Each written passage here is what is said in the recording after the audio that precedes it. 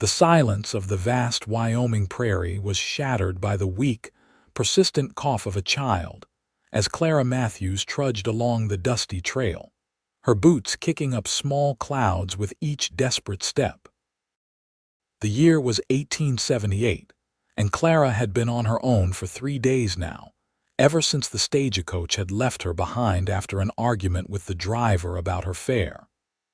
Her 6-month-old daughter Emma's fever had worsened overnight, and Clara's hands trembled as she tried to comfort the feverish child. Clara's throat was parched from the relentless summer heat. Her cotton dress, once a cheerful blue, was now dulled with dust and sweat. The small bundle of possessions she carried felt heavier with each step. Emma's coughing spasm intensified, and Clara stopped, lowering herself to sit on a rock by the trail. She fumbled with her canteen, her fingers shaking so badly she could barely unscrew the cap. "Easy there, madam," came a deep voice from behind her. Clara startled, clutching Emma tighter to her chest as she turned to face the stranger. A tall man sat atop a chestnut mare, the sun at his back casting his face in shadow beneath a wide-brimmed hat. His shoulders were broad, his posture relaxed yet alert. The leather vest he wore over his cotton shirt was weathered, as were the chaps covering his legs. "Looks like you're having a rough go of it," he said, dismounting in one fluid motion. His spurs jingled softly as his boots hit the ground. "That little one don't sound too good." Clara edged backward, her protective instincts flaring. "We're fine, thank you," she managed, though her voice betrayed her exhaustion. The stranger approached slowly, hands visible at his sides. As he drew closer, Clara could see his face tanned and lined from years in the sun, with kind blue eyes that crinkled at the corners. A neatly trimmed beard framed a gentle smile. He couldn't have been more than 30. "Name's Wade Wilson," he said, tipping his hat. "I don't mean to frighten you, madam, but that baby needs help, and by the look of those hands you could use some too." As if to emphasize his point, Emma broke into another fit of coughing, her tiny face flushed with fever. Clara tried to hold her water canteen to the baby's lips, but her hands were shaking so badly that water spilled down Emma's already soaked gown. "Let me take it from here," Wade said softly, reaching for the canteen. Clara hesitated, years of caution warring with desperation. Another glance at her daughter's feverish face made the decision for her. She allowed Wade to take the canteen. "Thank you," she whispered, watching as he expertly cradled Emma's head and helped her take small sips of water. "There now, little lady," Wade murmured to the baby. "Easy does it." He looked up at Clara. "My ranch is about 3 miles from here. Got a good cook who knows her way around healing herbs and a warm bed where you and your little one can rest up proper." Clara bit her lip. "I don't want to impose nonsense," Wade interrupted gently. "Can't leave a lady and her baby out here alone. Besides, night's coming and these parts ain't always friendly after dark." As if on cue, Emma's coughing worsened, her little body shaking with the effort. Clara felt tears welling in her eyes. "The nearest town is Clearwater," Wade continued, "but that's a good 15 miles and the doc there ain't always sober. My ranch is closer, and Abigail, that's our cook, she's patched up worse than a baby's cough." Clara looked from her suffering child to the kind-eyed stranger, then out at the vast, empty prairie stretching in all directions. She had little choice. "Thank you, Mr. Wilson," she said finally. "We'd be grateful for your help." Wade nodded, satisfaction crossing his features. "Can you ride?" "We can share. My horse Penny here is strong enough for all 3 of us." "I can ride," Clara confirmed. She had grown up on a small farm in Missouri before her marriage, though it had been some time since she'd been on horseback. With careful movements, Wade helped Clara and Emma onto his horse before mounting behind them. Clara tensed at the proximity to this stranger, but his respectful distance and the solid strength of his presence gradually eased her worry. Emma seemed to settle as well, her coughing less frequent with the gentle swaying of the horse. "My mother had a remedy for chest coughs," Wade said conversationally as they rode. "Wild cherry bark tea with a touch of honey. Works wonders. Abigail knows the recipe." "My Emma's never been this sick before," Clara admitted, her voice catching. "She's always been so strong." "Children are resilient," Wade assured her, "and this one looks like she's got fight in her." As they crested a small hill, Wade's ranch came into view. It wasn't as grand as some Clara had seen, but it was substantial, a main house built of sturdy logs, a large barn, corrals, and several outbuildings. Smoke curled from the chimney, promising warmth and comfort. "It ain't much," Wade said, a note of pride in his voice, "but it's mine. Built most of it with my own hands." "It looks wonderful," Clara said sincerely. As they approached, a door opened in the main house and a stout woman in her 50s emerged, wiping her hands on an apron. "Wade Wilson. I was beginning to wonder if you'd fallen off your horse somewhere," she called out, her stern tone belied by the affection in her eyes. Her expression changed to surprise when she noticed Clara and Emma. "And who might these be?" "Found them on the South Trail, Abigail," Wade explained as he dismounted. "The little one's sick, and they need a place to stay." He helped Clara down, supporting her with a gentle hand at her elbow. Up close, Abigail's weathered face softened as she took in the state of the young mother and child. "Well, don't just stand there, bring them inside," she ordered, already turning back toward the house. "I'll heat some water and get the herbs." The interior of the ranch house was simple but comfortable, a large main room with a stone fireplace, solid wooden furniture, and shelves lined with books and small treasures. A corridor led to what Clara assumed were bedrooms, and a staircase suggested more rooms above. "You can put her down here," Abigail said, patting a worn but clean sofa near the fire. "I'll fetch some blankets." Clara sank gratefully onto the sofa, cradling Emma against her chest. The baby's cough had subsided somewhat, but her breathing remained labored, and her little forehead burned against Clara's lips when she kissed it. Wade hung his hat on a peg by the door and moved to stoke the fire. "Abigail's the best healer in 3 counties," he said reassuringly. "Your daughter's in good hands."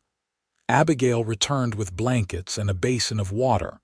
"Now, let's have a look at this little one," she said, her capable hands already checking Emma's temperature. "How long has she been coughing?" "It started 2 days ago," Clara explained, "but it's gotten much worse since last night. She's barely keeping anything down."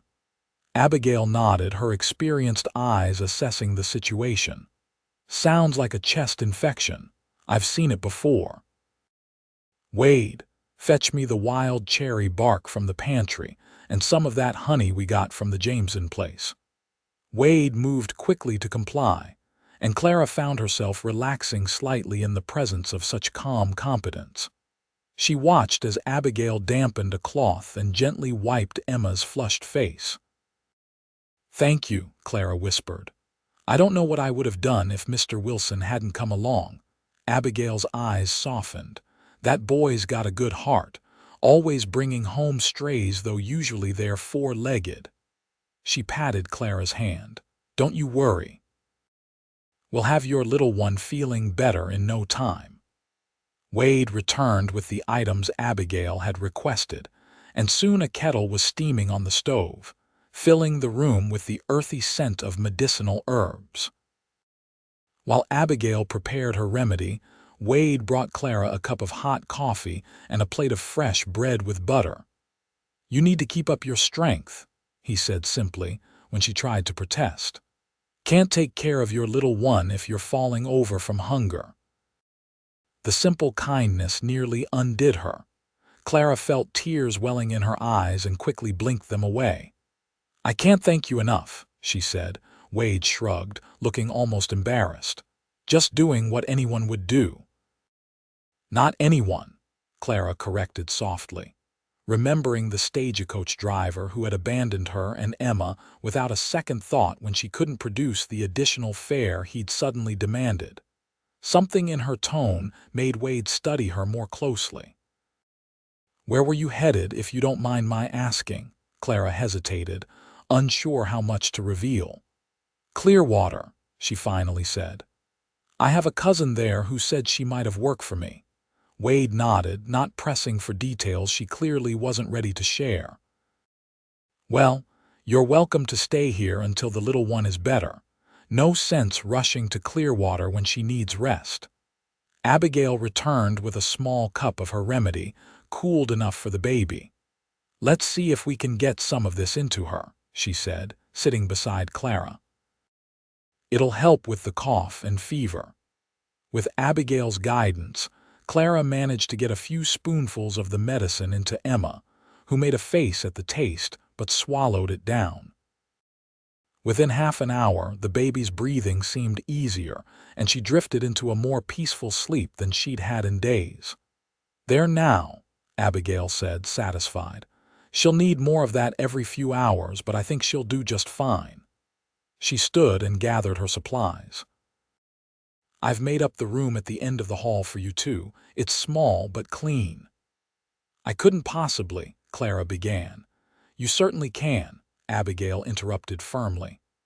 "That child needs a proper bed to recover in, not a sofa in the common room, and so do you by the looks of it." Clara looked to Wade, who nodded encouragingly. "Abigail's right.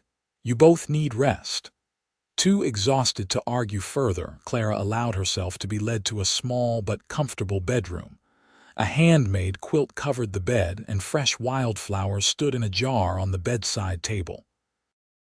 A basin of water and clean towels had been provided, along with a nightgown that must have belonged to Abigail.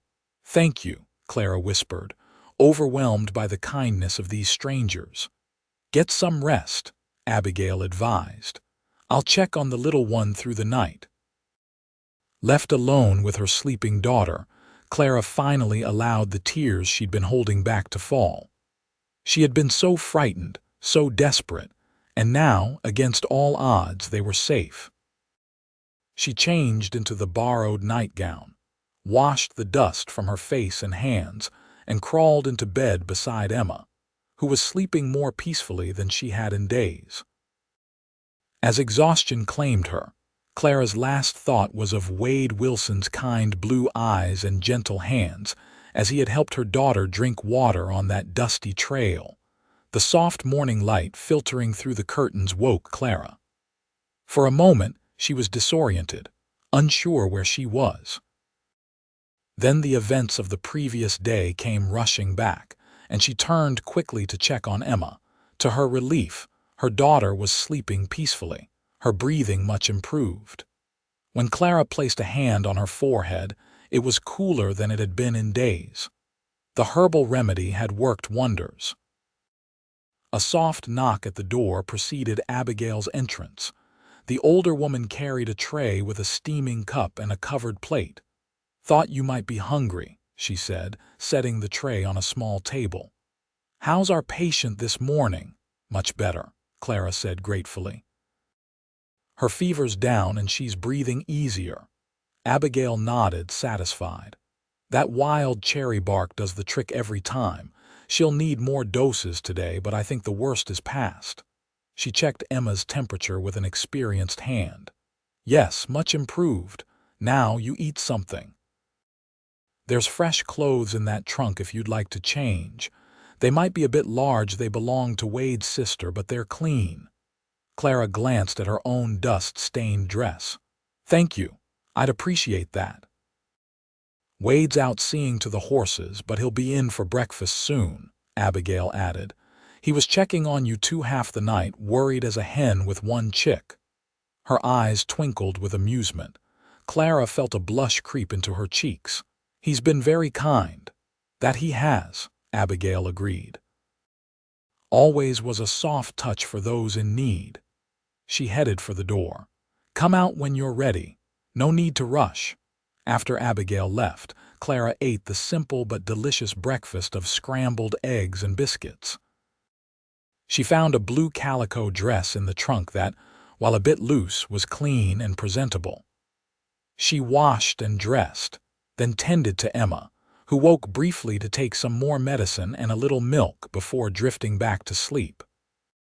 When Clara finally emerged from the bedroom, carrying Emma wrapped in a blanket, she found Wade at the kitchen table, a cup of coffee in his hand and a ledger open before him. He stood immediately when he saw her. "Good morning," he said, his eyes warming at the sight of them. "Abigail says the little one's on the mend." "Yes, thanks to your help and Abigail's remedies," Clara replied. "I don't know how to repay your kindness." Wade waved away her thanks. "No need for that. Anyone would have done the same." "Not anyone," Clara repeated her words from the night before, holding his gaze. A moment of understanding passed between them before Abigail bustled in from the pantry. "Sit down, girl, and I'll fix you a proper breakfast. That tray was just to tide you over." Clara obediently sat at the table, settling Emma in her lap. The baby was awake now, her eyes clearer than they had been in days. "She looks better," Wade observed, leaning forward to smile at Emma. The baby regarded him solemnly for a moment before offering a small, gummy smile in return. "There's a brave girl," he praised, gently touching one of her tiny hands with his finger. Emma promptly wrapped her fingers around his, holding tight. Clara watched the interaction with a curious warmth spreading through her chest. Wade handled her daughter with such natural ease and gentleness that it was hard to believe he was the same rugged cowboy who had found them on the trail. "Have you been around children much, Mr. Wilson?" she asked. "Wade, please," he corrected with a smile. "And yes, my sister has 3 little ones. They visit when they can, though they're up in Montana now." A shadow crossed his face briefly. "Haven't seen them in over a year." "I'm sorry," Clara said, sensing a story there but not wanting to pry. Wade shrugged. "That's the way of things out here. Families get scattered." He looked up at her. "What about you? Is there someone waiting for you in Clearwater besides your cousin?" Clara tensed slightly. "No, it's just Emma and me now," Wade nodded, accepting her reticence. "Well, you're welcome to stay here as long as you need. At least until Emma's fully recovered." "That's very generous, but I wouldn't want to impose. It's no imposition," Wade interrupted firmly. "Besides, I could use some help around here. Abigail does too much as it is, and with Roundup coming, an extra pair of hands would be welcome." He glanced at Abigail, who was setting a plate of flapjacks in front of Clara. "Isn't that right, Lord?" "Yes," Abigail agreed readily. "These men track in more dirt than a herd of buffalo, and I've been after Wade to sort out that mess he calls a pantry for months." Clara looked between them, suspecting they were creating work to justify her stay, but grateful nonetheless. "If you're sure I can be of use." "Absolutely," Wade said. "And when Emma's better and you still want to go to Clearwater, I'll take you there myself." The offer was so generous, so unexpected, that Clara found herself blinking back tears again. She had grown unaccustomed to kindness during her marriage to Thomas, and in the difficult months since his death. "Thank you," she said simply, unable to express the depth of her gratitude.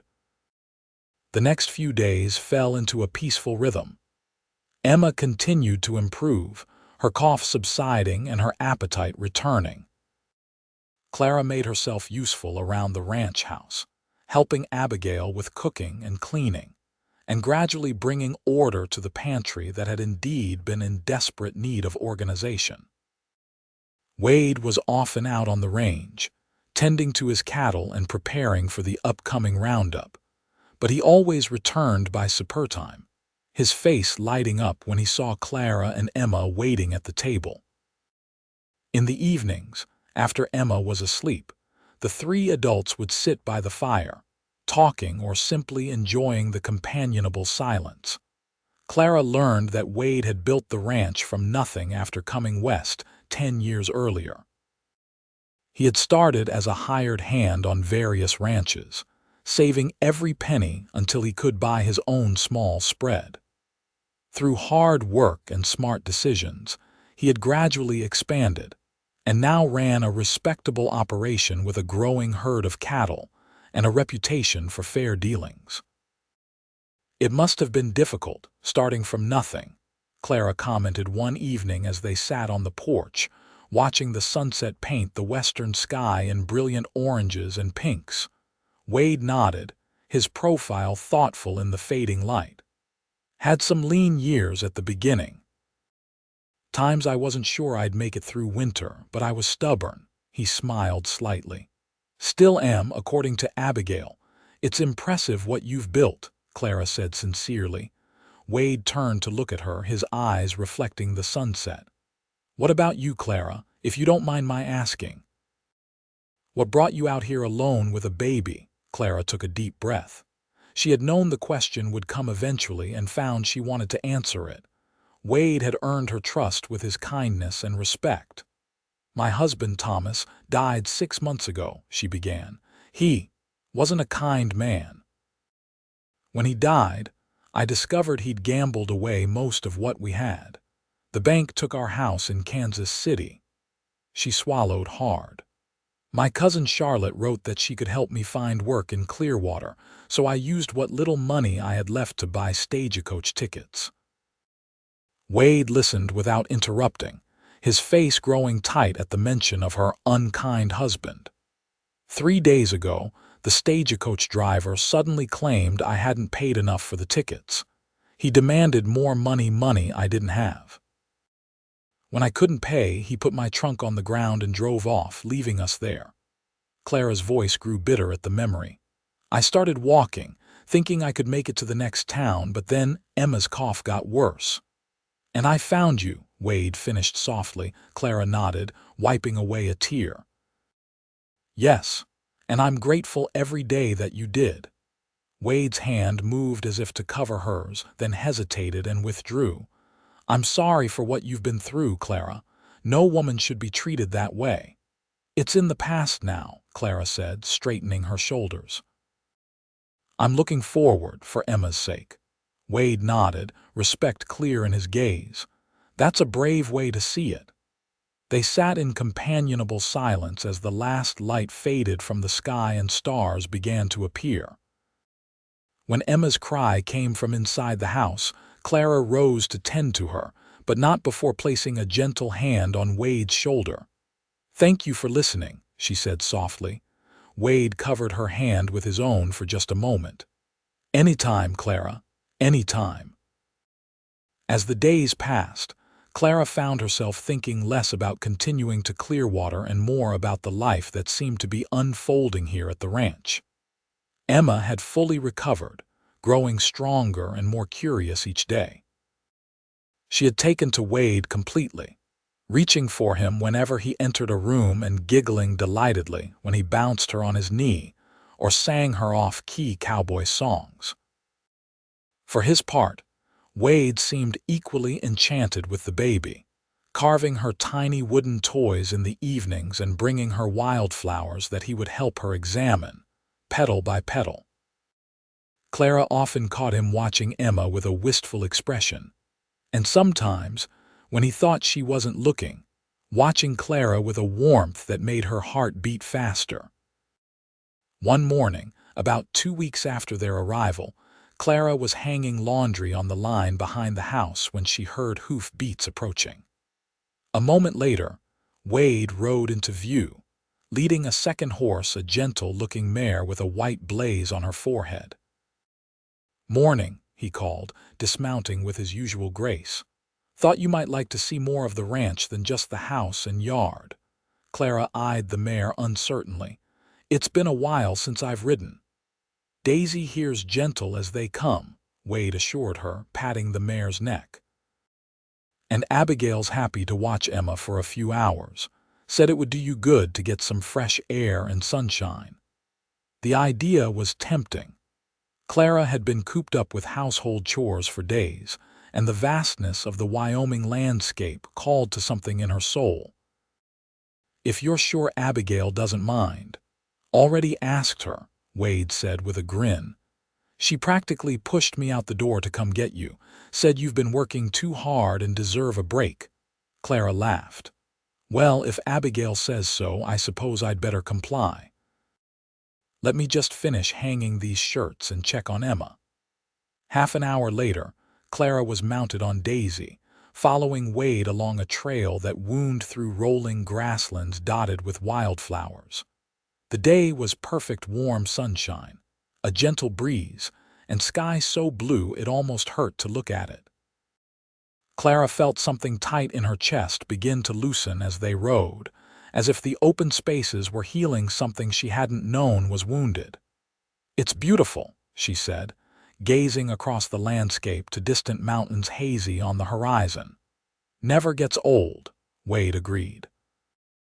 "Even after 10 years, I still find myself stopping sometimes just to look." They rode for almost an hour, Wade pointing out landmarks and telling stories about the early days of his ranching efforts. He had a dry, self-deprecating humor that made Clara laugh more than she had in years. Eventually, they reached a small stream shaded by cottonwood trees. Wade dismounted and helped Clara down, his hands strong and steady at her waist. He let them linger there a moment longer than necessary, and Clara felt her cheeks warm at the contact. "Thought this might be a nice spot for a rest," he said, seemingly unaware of her reaction. "Abigail packed us some food." He spread a blanket in the shade and unpacked a bundle containing bread, cheese, dried beef, and apples. They sat side by side, the gentle gurgle of the stream providing a soothing backdrop to their conversation. "How did you end up in Wyoming?" Clara asked as they ate. "You mentioned you came west 10 years ago, but not why." Wade was quiet for a moment, his gaze on the distant horizon. "Was in the war," he said finally. "When it ended, home didn't feel like home anymore. Too many ghosts." He paused. "My father and older brother didn't come back. Mother took it hard and the farm was struggling. My sister had married by then, so I figured the best thing I could do was head west and try to make enough to send money back." Clara nodded, understanding. So many families had been torn apart by the war, so many men left restless and haunted afterward. "Did you send money back, I mean?" Wade nodded. "When I could. Enough that Mother could keep the farm and later move in with my sister after she married. She passed 3 years ago." "I'm sorry," Clara said softly. Wade shrugged. "She had a good life overall, just wished I'd visited more." He turned to look at her directly. "What about your family?" "Both my parents died when I was 16, Clara said. "Influenza. I went to live with my aunt in Kansas City. That's where I met Thomas." Her expression darkened slightly. "He seemed so charming at first, swept me off my feet, and then," Wade prompted gently. Clara sighed. "And then we married, and I discovered his charm was as false as his promises. He drank, he gambled, and when he lost, which was often, he—" She trailed off, not wanting to say more. Wade's expression hardened. "He hurt you." It wasn't a question, but Clara nodded anyway. "Yes. But that's over now. I promised myself Emma would never know that kind of fear." Wade's hand found hers on the blanket, his touch gentle but firm. "No, she won't. Not if I have anything to say about it." The intensity in his voice made Clara look up, meeting his gaze. What she saw there, protection, admiration, and something deeper, took her breath away. Without thinking, she leaned slightly toward him. Wade hesitated for just a moment before closing the distance between them, his lips meeting hers in a kiss so tender it brought tears to her eyes. His hand came up to cup her cheek, his thumb brushing away a tear that had escaped. When they finally broke apart, Wade rested his forehead against hers. "I've been wanting to do that since the day I found you on that trail," he admitted softly. Clara smiled, her heart lighter than it had been in years. "I'm glad you finally did." They stayed by the stream a while longer, talking, laughing, and sharing occasional kisses that grew more confident each time. When they finally mounted up to head back to the ranch, Clara felt as though something fundamental had shifted in her world. For the first time in a very long time, she was looking forward to tomorrow, and the day after, and all the days to come. As they approached the ranch, however, they saw a cloud of dust in the distance that resolved itself into a rider approaching at speed. Wade frowned, his posture tensing. "Stay behind me," he said to Clara, his hand moving to rest on the revolver at his hip. "Don't know who that is, but they're in an awful hurry." They waited as the rider approached. As he drew closer, Clara could see it was a young man, barely more than a boy, his face flushed with exertion. "Mr. Wilson," he called as soon as he was within earshot. "Mr. Wilson, Sheriff Jackson sent me. There's trouble in town. The Blackwell gang's been spotted nearby. Sheriff's gathering men to form a posse." Wade's expression grew grim. "The Blackwells thought they were up in Montana territory. Came south last week," the young rider explained, catching his breath. "Robbed the bank in Laramie, killed 2 men. Sheriff thinks they're headed this way, aiming for the Clearwater Bank next." Wade nodded decisively. "Tell Sheriff Jackson I'll be there within the hour." He turned to Clara, his expression apologetic. "I have to go. The Blackwells are bad news, killed more men than I can count." Clara felt fear clutching at her heart, but she nodded. "Of course you must go. Be careful, Wade." "I will." He hesitated, then leaned over from his horse to kiss her briefly. "Stay at the ranch. Abigail knows what to do if there's trouble.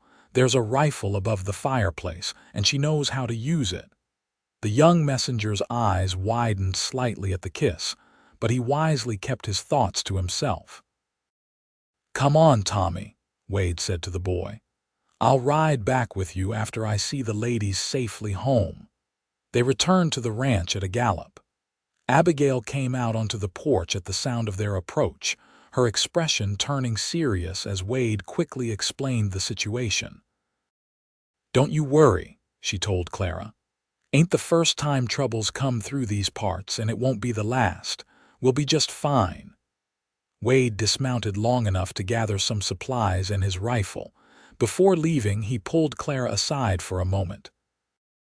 "I'll be back as soon as I can," he promised. "Keep Emma close and do what Abigail tells you." Clara nodded, trying to be brave despite the fear churning in her stomach. "I will. Please be careful, Wade." He kissed her once more, lingering a moment longer than he should have given the urgency of the situation. "I've got something to come back for now," he said softly. "Don't you worry about that." Then he was gone, riding hard toward Clearwater with young Tommy struggling to keep up. Clara watched until they disappeared from sight, then turned back to the house, where Abigail was already barring the windows and checking the rifles. "Best get that baby of yours fed and settled," the older woman advised. "Might be a long night ahead." Clara nodded and went to tend to Emma, who was thankfully oblivious to the tension in the house, happily playing with a wooden horse Wade had carved for her. As she watched her daughter, Clara sent up a silent prayer for Wade's safe return. She had only just found him. She couldn't bear to lose him now. The hours crawled by with excruciating slowness. Clara helped Abigail prepare a hearty stew for supper, though neither of them had much appetite. As darkness fell, they kept the lamps burning low and took turns watching at the windows. Emma had been put to bed in Clara's room, surrounded by pillows to keep her from rolling off the bed. "How long do you think they'll be gone?" Clara asked as she and Abigail sat at the kitchen table, cups of coffee cooling before them. Abigail shrugged. "Hard to say. Depends on whether they catch up to the Blackwells or not." She reached across the table to pat Clara's hand. "Wade knows what he's doing. He served as a deputy in Clearwater for a spell before focusing on the ranch full-time. Knows how to handle himself in a fight. Clara nodded, trying to take comfort in Abigail's words. He told me a little about his past today, about the war and his family. Abigail raised an eyebrow. Did he now? Wade doesn't talk about that with just anyone. Must think highly of you. Clara felt herself blushing. We care for each other. Abigail's face softened into a smile. I can see that plain as day. Haven't seen that boy look at anyone the way he looks at you since. Well, ever. She sipped her coffee thoughtfully. Does your heart feel the same? Yes, Clara admitted, the simple truth of it warming her despite her worry.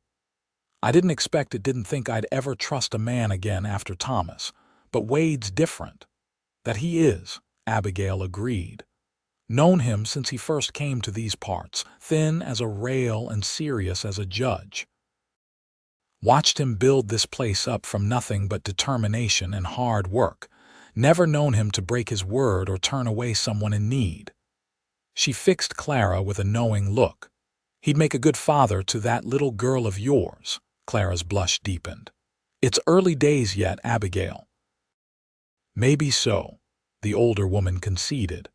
But I've seen enough of life to recognize the real thing when it's right in front of me.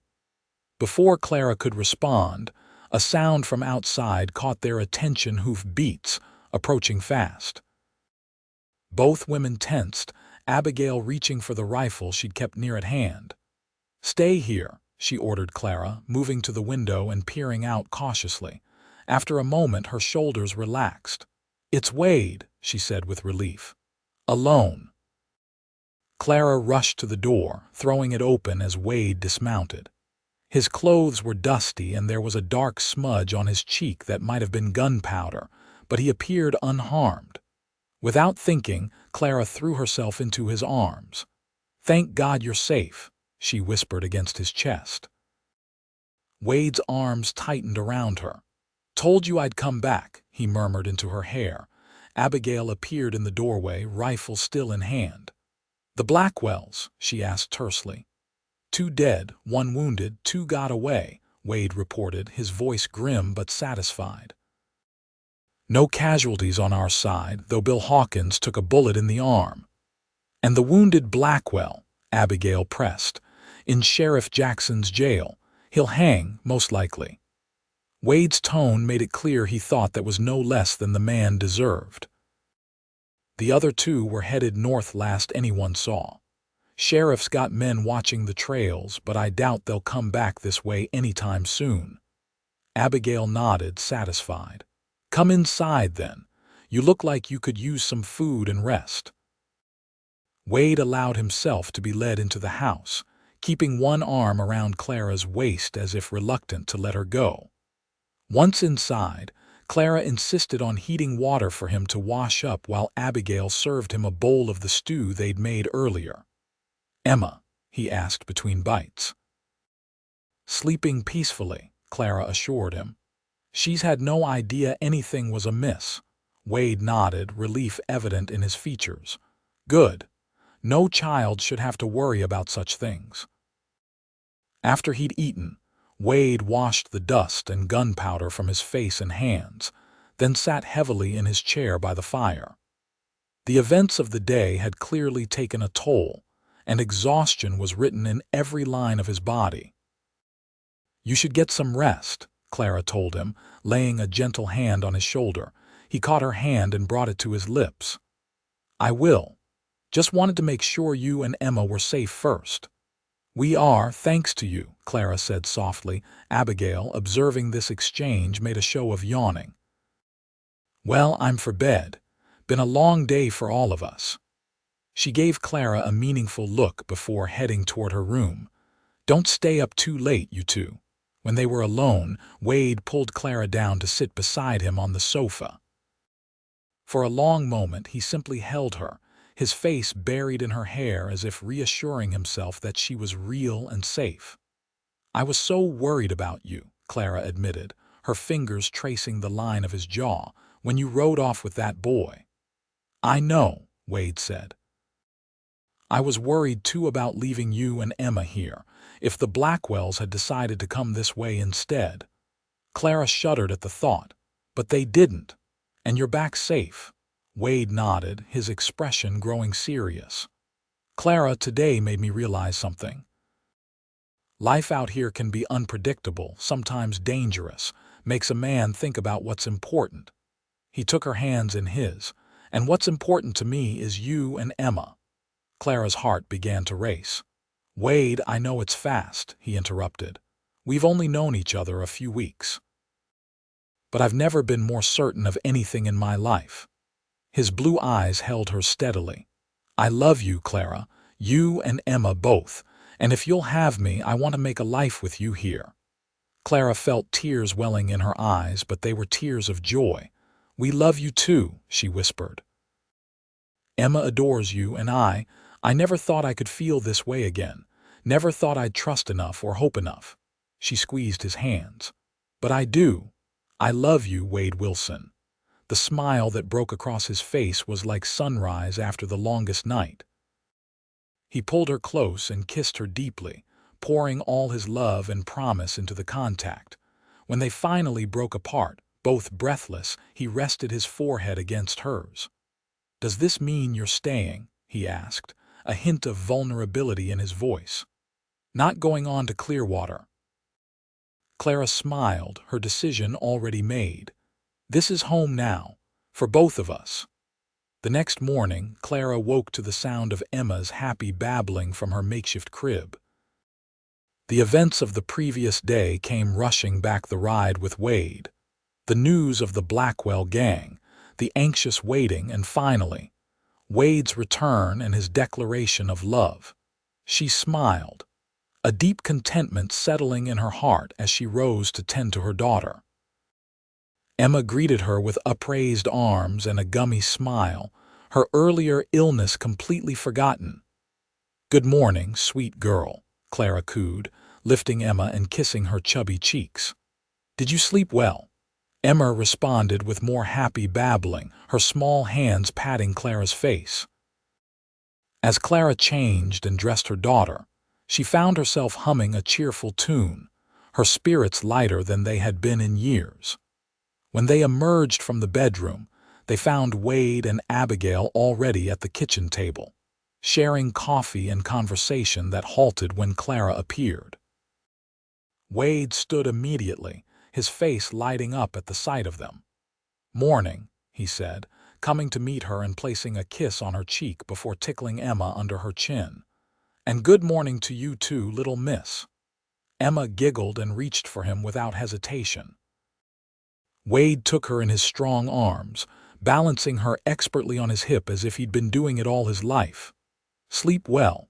He asked Clara, his eyes warm with affection. Better than I have in a long time, she admitted, smiling up at him. Abigail watched this domestic scene with satisfaction. Well, since everyone's in such good spirits this morning, I thought I'd make a special breakfast. Flapjacks with blueberry preserves sound good. Sounds perfect, Clara agreed, moving to help her. Not today, Abigail said firmly, shooing her toward the table. You sit. I've got this. Clara raised an eyebrow but complied, taking a seat across from Wade, who was now bouncing Emma on his knee. The baby's delighted laughter filled the kitchen, a sound that seemed to chase away any lingering shadows from the previous day's events. I was thinking, Wade said as Abigail bustled about preparing breakfast. We might ride into town today if you're feeling up to it. Thought you might like to see Clearwater, and there are some things I need to pick up. Clara nodded, curious about the town she had originally set out to reach. I'd like that. But what about Emma? She can come too, Wade said easily. My horse is gentle enough to carry all three of us, and it's not a long ride. And I've got some shopping I need done anyway, Abigail added, setting a stack of flapjacks on the table. You can take my list. After breakfast, they prepared for the trip into town. Wade helped Clara into the saddle before mounting behind her, with Emma secured in a makeshift sling against Clara's chest. It was a snug fit, but not uncomfortable, and Clara found herself enjoying the closeness as they rode toward Clearwater. The town came into view after about an hour's ride, a typical frontier settlement with a main street lined with wooden buildings, a church steeple visible at one end, and the usual assortment of businesses: general store, saloon, blacksmith, and so on. People moved about their business, with horses and wagons creating a constant flow of activity. "Not exactly Kansas City," Wade commented as they rode in, "but it serves our needs." Clara took it all in with interest. It was larger than she had expected, with signs of prosperity in the well-maintained buildings and busy streets. "It's nice," she said honestly. "Lively." Wade guided his horse to a hitching post outside the general store and dismounted before helping Clara and Emma down. Several passers-by nodded greetings to Wade, their curious glances at Clara and the baby mostly polite. "Let's see to Abigail's list first," Wade suggested, offering Clara his arm as they entered the store. The general store was well stocked, with goods ranging from practical necessities to small luxuries. The proprietor, a balding man with spectacles, greeted Wade warmly. "Wilson, good to see you. Heard you were with the posse yesterday. Fine work from what Sheriff Jackson tells me." "Just doing my part, Mr. Daniels," Wade replied modestly. "This is Clara Matthews and her daughter Emma. They're staying at the ranch." Mr. Daniels' eyebrows rose slightly, but his smile remained friendly as he greeted Clara. "A pleasure, Miss Matthews. Any friend of Wade's is welcome here." They spent some time gathering the items on Abigail's list, with Wade occasionally adding things he thought Clara or Emma might need or enjoy: a new hairbrush, a small stuffed bear for Emma, and a pretty blue ribbon that matched Clara's eyes. As they were finishing their shopping, the store door opened, and a distinguished-looking older gentleman entered, accompanied by a young woman.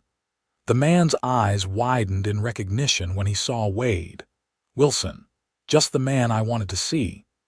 He approached them with his hand extended. "Heard about your part in capturing that Blackwell fellow. Fine work." Wade shook the man's hand.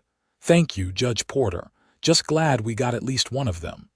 The judge nodded before turning his attention to Clara. "And who might this lovely lady be?"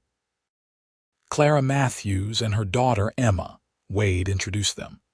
"Clara, this is Judge William Porter and his daughter Miss Eleanor Porter." Clara nodded politely to them both. "A pleasure to meet you." Eleanor Porter, a pretty young woman perhaps a year or two younger than Clara, studied her with undisguised interest. "Are you new to Clearwater, Mrs. Matthews? I don't believe I've seen you at church services." "Miss Matthews," Clara corrected gently. "And yes, I'm quite new to the area." Something in Eleanor's expression changed at the correction, her gaze moving between Clara and Wade with new understanding. "I see. Well, you must join us for services on Sunday. The congregation is always welcoming to newcomers." "Thank you," Clara said, uncertain how to respond to the implied invitation. She glanced at Wade, who was watching the exchange with a carefully neutral expression. Judge Porter, apparently oblivious to any undercurrents, continued his conversation with Wade about the Blackwell gang and the upcoming trial of the captured member. Clara listened with half an ear, more interested in the way Eleanor Porter was scrutinizing her and Emma. "Your daughter is lovely," Eleanor said finally, her tone softening as she looked at Emma, who was watching the proceedings with wide, curious eyes. "How old is she?" "6 months," Clara replied, relaxing slightly at the genuine admiration in the other woman's voice. "A perfect age," Eleanor said with a smile. "My sister's boy is just over a year now, and he's absolutely everywhere. Enjoy the relative peace while you can." Clara laughed, finding herself warming to Eleanor despite her initial wariness. "I'll try to remember that." After a few more minutes of conversation, Judge Porter and his daughter took their leave, but not before Alina had extracted a promise from Clara to consider attending the church social the following weekend. "The Porters are influential in town," Wade explained as they finished their shopping.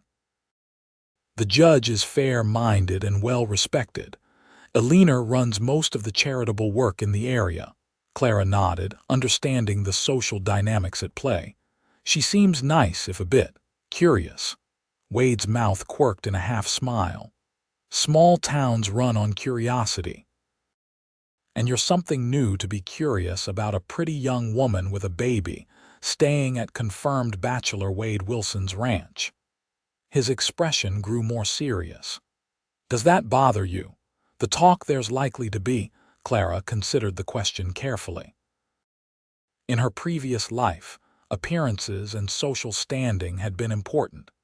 Thomas had been obsessed with how others perceived them, even as his behavior behind closed doors made a mockery of the respectable image he projected. But here, in this new life she was building, "No," she said finally. "It doesn't bother me. What matters is what's true between us, not what others might say or think." Wade's smile was worth any amount of small-town gossip. "That's how I feel too." They finished their shopping and loaded their purchases onto Wade's horse. Before heading back to the ranch, Wade suggested they visit the small cafe for lunch. "Best apple pie in the territory," he promised. The cafe was busy but comfortable, with checkered tablecloths and simple, hearty food. They found a quiet corner table where Emma could sit on Clara's lap without disturbing the other diners. Several people nodded greetings to Wade, their curious glances at Clara mostly polite, though she could practically feel the speculation humming in the air. "I should check in with Sheriff Jackson before we head back," Wade said as they finished their meal. "Want to make sure there's no news about the other Blackwells?" Clara nodded. "Of course." They walked together to the sheriff's office, a sturdy building with a small jail attached to the back. Sheriff Jackson was a weathered man in his 50s, with sharp eyes that missed nothing and a handshake that could crush bones. "Wilson," he greeted them, "and this must be the lady you were so fired up to get back to yesterday." Clara felt herself blushing as Wade introduced her. "Any word on the other Blackwells?" he asked after the pleasantries were done. The sheriff shook his head. "Not hide nor hair. Reckon they're halfway to Canada by now if they've got any sense." He leaned back in his chair. "The one we caught is singing like a bird, though." "Trying to save his neck by offering information about their other crimes." "Think it'll work?" Wade asked. "Not likely," Jackson said grimly. "Judge Porter's not known for leniency with killers." He glanced at Clara and Emma and softened his tone slightly. "But that's not talk for ladies' ears." "You heading back to the ranch now?" Wade nodded. "Just wanted to check in. We'll be back for the trial, I expect." "Count on it," the sheriff agreed. "You were a witness to the shooting. Judge'll want your testimony."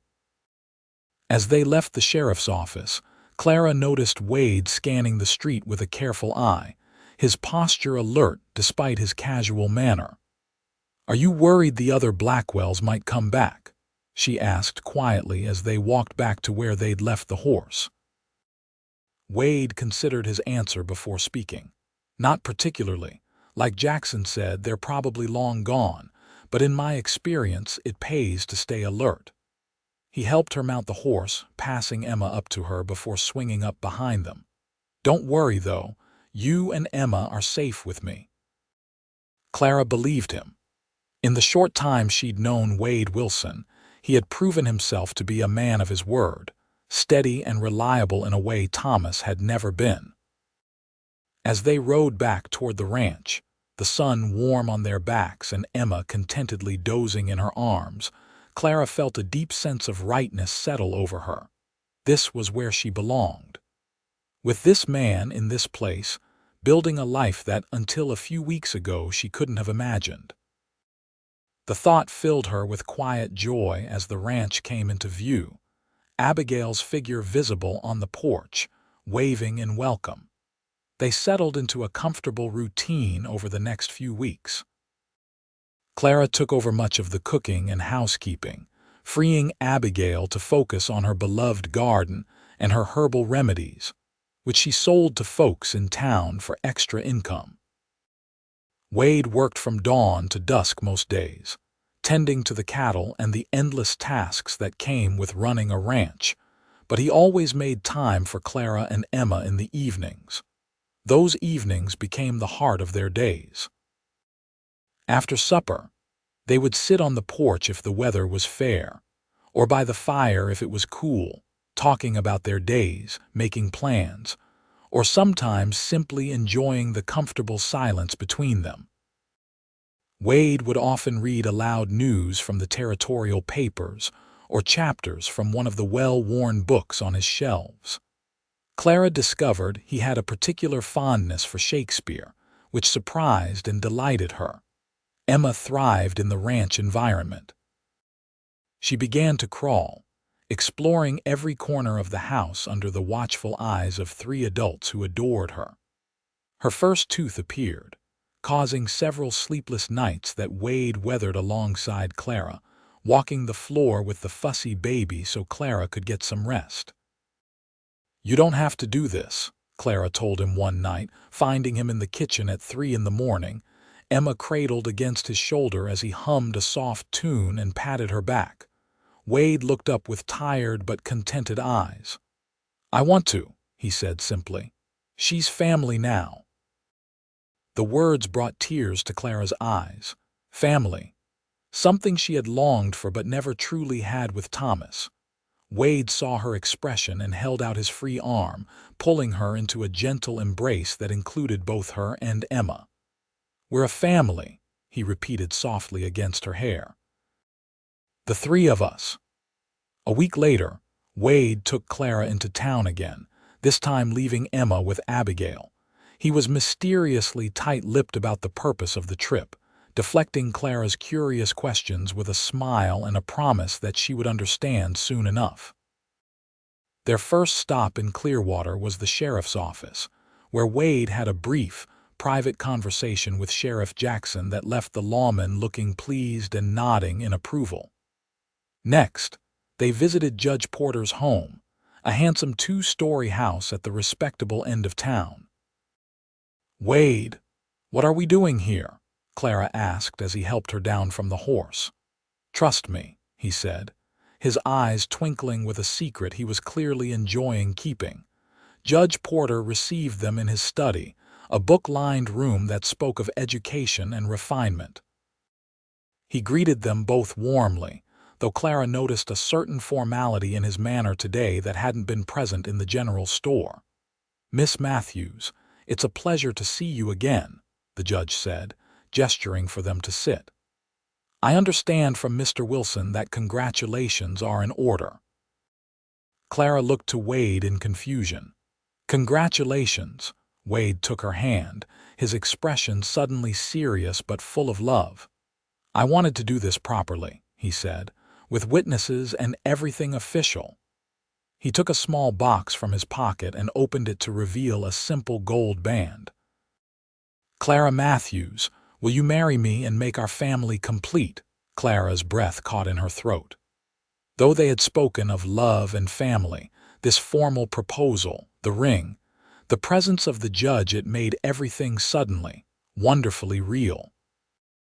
"Yes," she whispered, tears of joy blurring her vision. "Yes, Wade, I will marry you." Wade's face broke into a radiant smile as he slipped the ring onto her finger. It fit perfectly, a warm weight that felt like a promise. "I took the liberty of having the ring sized," he admitted. "Abigail helped, that's why she insisted on borrowing your gloves last week." Clara laughed through her tears, remembering Abigail's flimsy excuse about needing to measure the gloves for a pattern. "You two are conspirators." "For a good cause," Wade said, leaning forward to kiss her softly.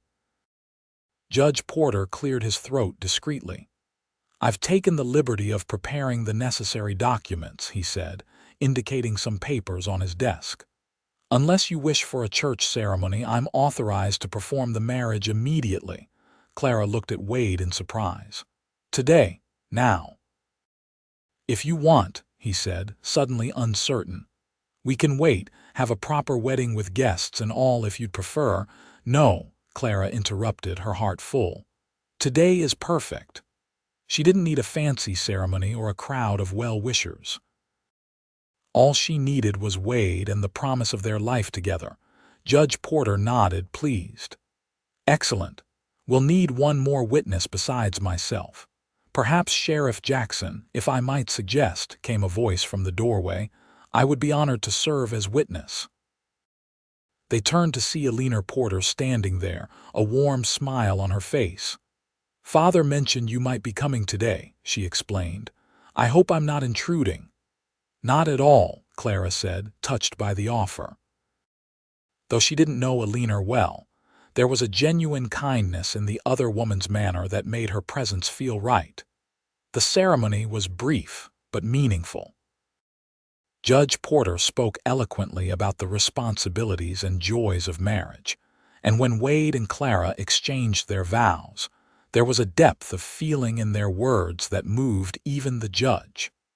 Alina provided a second ring for Wade, a simple gold band that had belonged to her late brother. He would have wanted it to be used for something so joyful, she assured them when Wade tried to protest the generous gift. When Judge Porter pronounced them husband and wife, Wade kissed Clara with such tenderness that she felt it down to her soul. This was what marriage should be. She thought, a union of equals, bound by love and respect.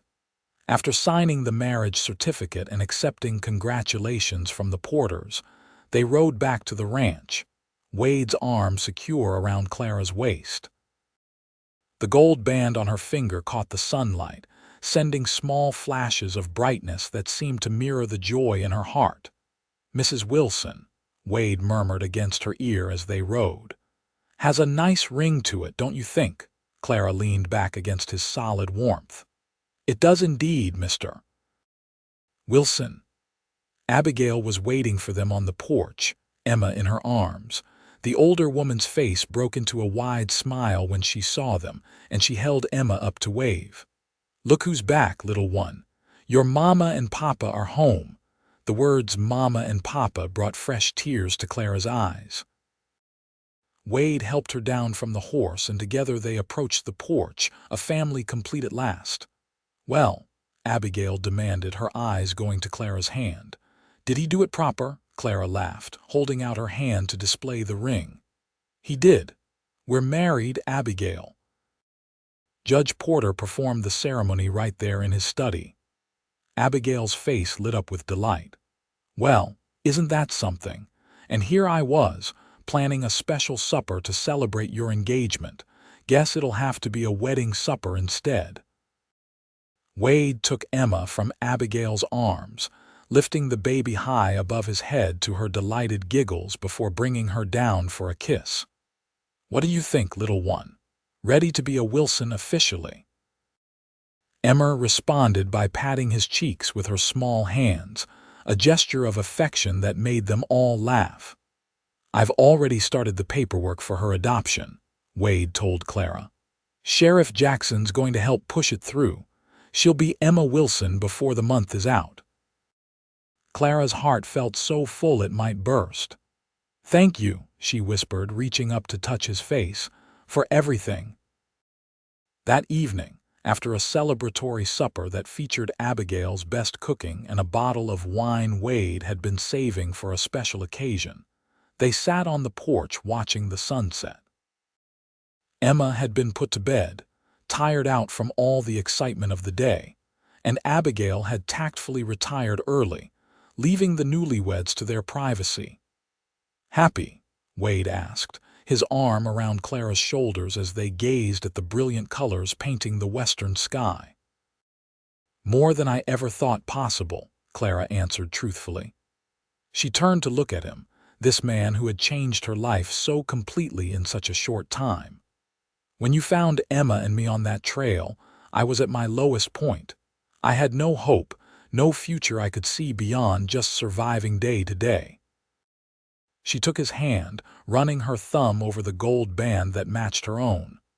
You gave us more than just help that day, Wade. You gave us a home, a family. Wade's eyes were suspiciously bright in the fading light. You gave me the same, he said softly. This place. It was just a ranch before. Now it's a home. He pulled her closer. I love you, Clara Wilson. You and Emma both. And we love you, Clara whispered, leaning up to kiss him. Later that night, in the privacy of what was now their bedroom, Wade and Clara sealed their marriage in the most ancient of ways, their bodies joining as their hearts already had. Clara discovered a gentleness in Wade's passion that Thomas had never shown, and a depth of feeling that transformed the act into something sacred. Afterward, lying in the circle of his arms, Clara felt a profound sense of peace. The journey that had begun in desperation on that dusty trail had led her here, to this man, this life, this love. Whatever challenges the future might hold, they would face them together. 5 years later, Mama, Papa, look what I found. Emma's excited voice carried across the yard as she ran toward the house, her dark curls bouncing with each step. At 6 years old, she was all energy and curiosity, with Clara's delicate features and a spirit that was entirely her own. Clara looked up from where she was shelling peas on the porch, smiling at her daughter's enthusiasm. What is it, sweetheart? Emma skidded to a stop, proudly holding up a perfect blue jay feather. Isn't it beautiful? Can I keep it in my treasure box? Of course you can, Clara agreed. It's lovely. Wade emerged from the barn, wiping his hands on a rag. He had been working on the new cradle, a project that had occupied his evenings for the past month. That's quite a find, Em, he said, examining the feather with appropriate admiration. Blue jays are clever birds. Some say finding one of their feathers means good luck is coming. Emma's eyes widened. Really? Then I found it just in time. She tucked the feather carefully into her pocket and looked toward the road. When will Uncle Charlie be here? He promised to teach me to fish today. Soon, Wade assured her. Charlie Johnson was his foreman and had become like family over the years, especially after Abigail had passed peacefully in her sleep 2 winters ago. He said after lunch, and it's not quite noon yet. Emma sighed dramatically. That's forever, Clara laughed. Why don't you help me finish these peas? Time goes faster when you're busy. Emma considered this proposition, then nodded and climbed onto the bench beside her mother. Her small fingers worked alongside Clara's, though she sorted more peas into her mouth than into the bowl. Wade watched them for a moment, his heart full. The past 5 years had brought changes to the ranch: more cattle, more hands to manage them, a larger house to accommodate their growing family. The tough times hadn't disappeared. There had been droughts and harsh winters, illnesses and injuries, but through it all, the foundation of love and trust he and Clara had built remained unshaken. How are you feeling? He asked Clara, his eyes going to the gentle swell of her belly, visible beneath her apron. Good, she assured him with a smile. The morning sickness is finally letting up. This one's not nearly as restless as Emma was. Wade nodded, relief evident in his features. Clara's first pregnancy after their marriage had ended in a heartbreaking miscarriage, and though the doctor had assured them it was common and no reflection on Clara's health, both had been anxious about this pregnancy. The cradle's almost done, he told her. Just need to finish the rockers and give it a final sanding. I can't wait to see it, Clara said warmly. Wade had poured his heart into the project, determined to create something special for their child. I'm sure it will be beautiful. Emma looked up from her pea shelling. I helped sand it yesterday, she announced proudly. Papa says I have a good eye for detail. That you do, Wade agreed, ruffling her curls affectionately. The sound of an approaching wagon drew their attention. Emma jumped up, scattering peas across the porch. "Uncle Charlie!" she cried, racing down the steps and across the yard. Charlie Johnson was a steady, reliable man in his 30s who had joined the ranch 3 years earlier. He had a way with horses and children alike, and Emma adored him. He brought the wagon to a halt and caught Emma as she launched herself at him. "Whoa there, little wildcat," he laughed, swinging her around. "Have you been practicing your knots like I showed you?" "Every day," Emma assured him solemnly. "And I found a blue jay feather for luck." "Well now, that is special," Charlie agreed, setting her down and tipping his hat to Clara and Wade. "Afternoon, folks. Got those supplies you wanted from town, Wade, and some mail." He reached into his pocket and produced several letters. Wade took them with thanks, quickly sorting through them. "One from your cousin Charlotte," he told Clara, handing her an envelope. "And one from my sister." Clara's relationship with her cousin had improved over the years. After learning of Clara's marriage, Charlotte had made the journey from Clearwater to visit, and the cousins had reconnected. She now wrote regularly with news of her life and family. "I hope all is well with her," Clara said, setting the letter aside to read later. "And how is your sister?